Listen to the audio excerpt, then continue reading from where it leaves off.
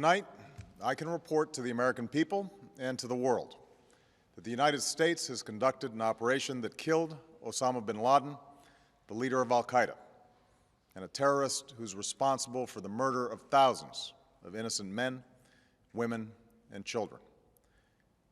It was nearly 10 years ago that a bright September day was darkened by the worst attack on the American people in our history. The images of 9/11 are seared into our national memory. Hijacked planes cutting through a cloudless September sky, the Twin Towers collapsing to the ground, black smoke billowing up from the Pentagon, the wreckage of Flight 93 in Shanksville, Pennsylvania, where the actions of heroic citizens saved even more heartbreak and destruction.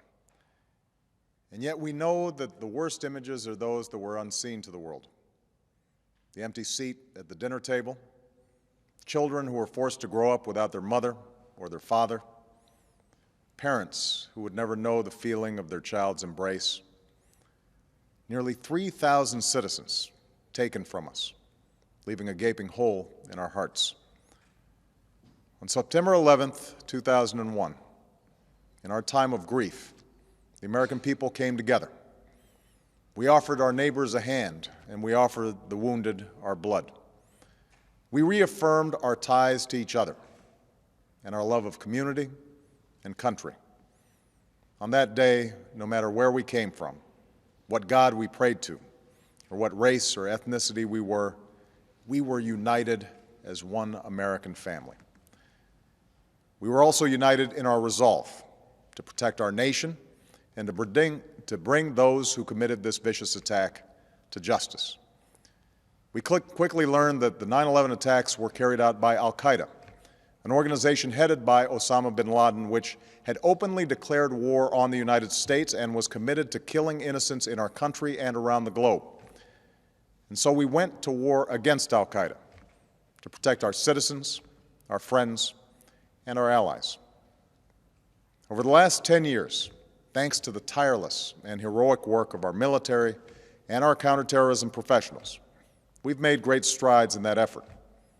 We've disrupted terrorist attacks and strengthened our homeland defense. In Afghanistan, we removed the Taliban government, which had given bin Laden and al-Qaeda safe haven and support. And around the globe, we worked with our friends and allies to capture or kill scores of al-Qaeda terrorists, including several who were a part of the 9/11 plot.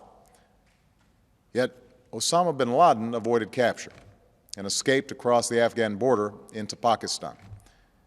Meanwhile, al-Qaeda continued to operate from along that border and operate through its affiliates across the world.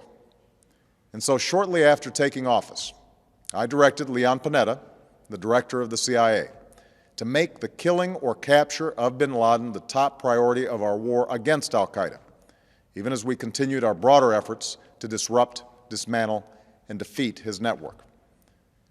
Then, last August, after years of painstaking work by our intelligence community, I was briefed on a possible lead to bin Laden.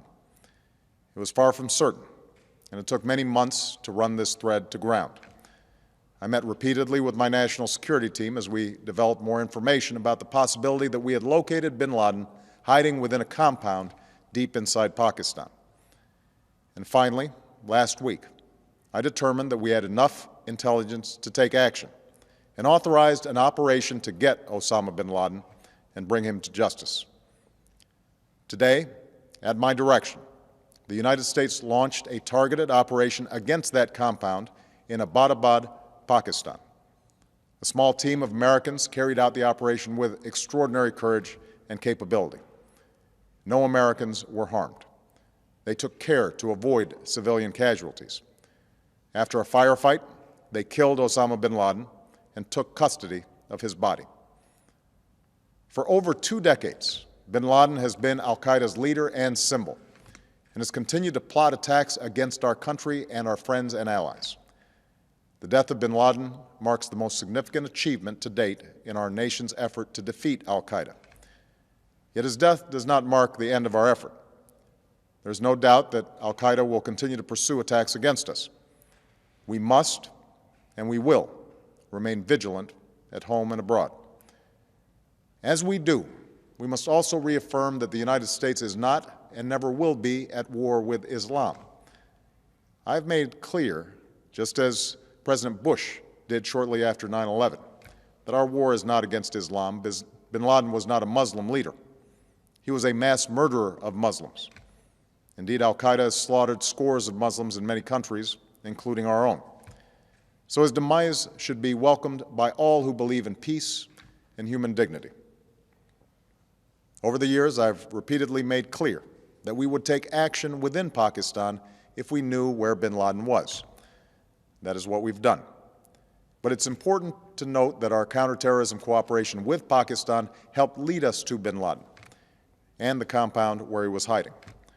Indeed, bin Laden had declared war against Pakistan as well and ordered attacks against the Pakistani people. Tonight, I called President Zardari, and my team has also spoken with their Pakistani counterparts. They agree that this is a good and historic day for both of our nations. And going forward, it is essential that Pakistan continue to join us in the fight against al-Qaeda and its affiliates. The American people did not choose this fight. It came to our shores and started with the senseless slaughter of our citizens.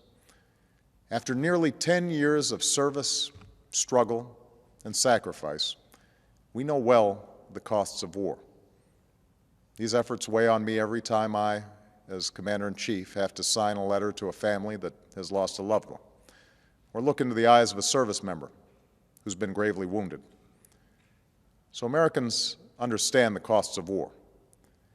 Yet, as a country, we will never tolerate our security being threatened, nor stand idly by when our people have been killed. We will be relentless in defense of our citizens and our friends and allies. We will be true to the values that make us who we are. And on nights like this one, we can say to those families who have lost loved ones to al-Qaeda's terror, justice has been done. Tonight, we give thanks to the countless intelligence and counterterrorism professionals who've worked tirelessly to achieve this outcome. The American people do not see their work nor know their names, but tonight they feel the satisfaction of their work and the result of their pursuit of justice. We give thanks for the men who carried out this operation, for they exemplify the professionalism, patriotism, and unparalleled courage of those who serve our country.